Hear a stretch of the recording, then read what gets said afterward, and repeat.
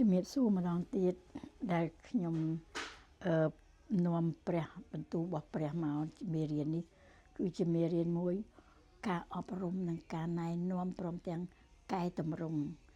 ឥឡូវហ្នឹងយើងគ្រាន់តែថាមានសេចក្តីស្រឡាញ់មកពីព្រះហើយអូខេអត់អីទេមានសេចក្តីស្រឡាញ់ប៉ុន្តែចំណុចមួយថាត្រូវតែកែតម្រង់អ្វីដែលយើងធ្វើខុសយើងត្រូវតែកែតម្រង់អ្វីដែលយើងមានភាពវាភាពរែងណែកន្លែងណាដែលព្រះយើងថាយើងមានរបស់អ្វីដែលយើងនេះនឹងចាំ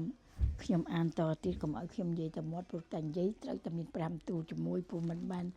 មាត់ខ្ញុំទេគឺព្រះបន្ទូលព្រះអរគុណព្រះអង្គដូច្នេះនៅកាពីដដែលទីម៉ូថេខ្សែទី1ចំពោះ6ខ8ឥឡូវនៅខ8តែបើមានអាហារទទួលទាននិងសម្លៀកបំពាក់នោះក៏សមក៏ល្មមឲ្យយើងបានស្កប់ចិត្តហើយអរគុណព្រះអង្គគឺទ្រង់នៅតែទាមទារឲ្យយើងស្កប់ចិត្តនឹងអ្វីដែលយើងមានទ្រង់មិនចង់ឲ្យយើងលួចកុំឲ្យយើងអំនួតឲ្យយើងអួតអាងអីទេព្រះទ្រង់តែងស្រឡាញ់យើងទ្រង់ចង់ឲ្យយើងស្កប់ចិត្តអ្វីដែលយើងមានអរគុណព្រះអង្គមានអាហារញ៉ាំចុកហើយមានសម្លៀកបំពាក់ហើយមានជំរកហើយព្រះតែងតែផ្ដល់អ្វីគ្រប់យ៉ាងទាំងអស់អូខេអរគុណព្រះអង្គហើយខ9ខ8ឯពួកអ្នកចង់ធ្វើជាអ្នកស្ដុកស្ដំនោះនឹងធ្លាក់ទៅក្នុងសេចក្តីល្បួងនិងអន្ទាក់ហើយក្នុងបំណងជាច្រើនតែផ្ដេសផ្ដាស់ហើយធ្វើទុកដល់ខ្លួនក៏ពលិចមនុស្សនៅក្នុងសេចក្តីហិនវិនាសនិងសេចក្តីអន្តរធានវិញអូខេអរគុណព្រះអង្គនេះហើយដែលព្រះចង់មានថាយើងកុំចង់បានហួសហេតុពេកខ្លាំងមានប៉ុណ្ណេះចង់បានប្រពេញប៉ុណ្ណោះទៀតតែបើសិនណាជាលុយដែលព្រះប្រទានពរឲ្យតាមរយៈការរកទទួលទានកម្រៃខាងណាក៏ដោយសំទោសគឺត្រូវយកថ្វាយព្រះនឹងដង្វាយ10ហូត1ដែរពីព្រោះព្រះមានបន្ទូលថានេះជាលុយរបស់ព្រះមិនមែនលុយយើងទេ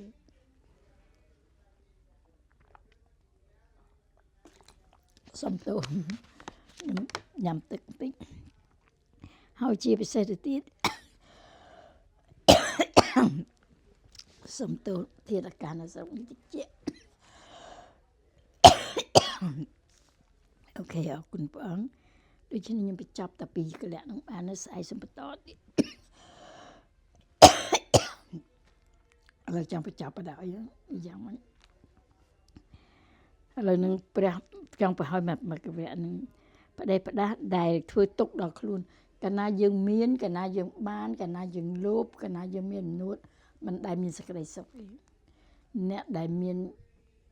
មិនដែលមានសេចក្តីសុខទេបញ្ហាចេះបញ្ហាចុះអត់ចេះចប់នេះហើយព្រះមានបន្ទូលថាយកទុកដាក់ខ្លួនអន្ទាក់ហើយក្នុងបំណងជាច្រើនដែលផ្ដេសផ្ដាស់ហើយធ្វើទុកដល់ខ្លួនក៏ពលិចមនុស្សនៅក្នុងសេចក្តីហិនវិនាសនិងអន្តរធានវិញហិនវាផ្ដល់ដល់មនុស្សដែលនៅជុំវិញខ្លួនយើងដូចជាបងប្អូនដូចជាប្តីដូចជាប្រពន្ធម្ដាយជាដូនជាតាកូនអញ្ចឹងកាលណាបើឪពុក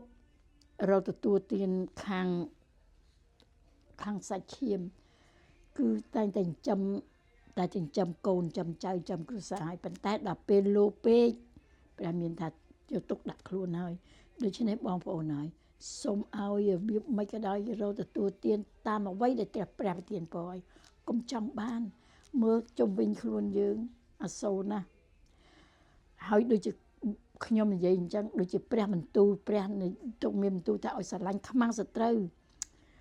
យើងដឹងតែគេបាញ់យើងគឺនៅសមរភូមិគេបាញ់យើងអធិដ្ឋានទៅព្រះទៅគេក៏ស្លាប់យើងក៏ស្លាប់ប៉ុន្តែមានចំណុចមួយដែលព្រះមានបន្ទូលថាឲ្យស្រឡាញ់ខ្មាំងសត្រូវខ្ញុំឃើញបងប្អូនខ្លះលេងស្រុកសៀមនឹងលិចទឹកអមិចគ្រប់បែបយ៉ាងអញ្ចឹងគេអ្នកច្បាំងផ្សេងអ្នកប្រជាជនផ្សេងខ្ញុំមិនមែននិយាយទេប៉ុន្តែខ្ញុំអ្នកជួបព្រះខ្ញុំនឹកឃើញថាខ្ញុំសោកសៅណាស់នៅពេលតែប្រាស់ដូចវីដេអូមួយអញ្ចឹងនិយាយក៏គាត់ខំនិយាយចាស់ហើយនឹងហើយចំណាស់ខ្ញុំនឹងចាំនៅលើតបូលដល់ពេលអាអ្នកដែលទៅយកទូកយកមកប្រឡែងគាត់នៅក្នុងទឹក យើងគិតមើលក្នុងចិត្តថាតើគាត់ប្រកាច់ស្លាប់របៀបម៉េចដូច្នេះការដែលយើងទះដៃទះដៃឲ្យវាអញ្ចឹងចុះមិនមែនល្អទេយើងអ្នកជួបព្រះយើងចេះតែអូយព្រះអង្គឲ្យជួយផងមនុស្សម្នាក់ណាដែលចង់ក្រង់តែមិនមែនពួកគេទេមិនមែនប្រជាជនទេគឺអ្នកដែលធ្វើអញ្ចឹងហើយខ្ញុំនិយាយនេះមិននយោបាយទេប៉ុន្តែខ្ញុំគ្រាន់តែអាណិតអាសូរដែលគេលើកពីរងចាំគេពីលើដបូលមកដល់គេដាក់ចុះមកគេប្រឡែងយើងចេញហើយទឹកកោទៅប្រកាច់ស្លាប់ទៀតមិនទៅនេះហើយដែលព្រះឲ្យយើងមានសេចក្តីស្រឡាញ់អូខេអរគុណព្រះអង្គសូមព្រះប្រទានពរជំរាបលាបាយ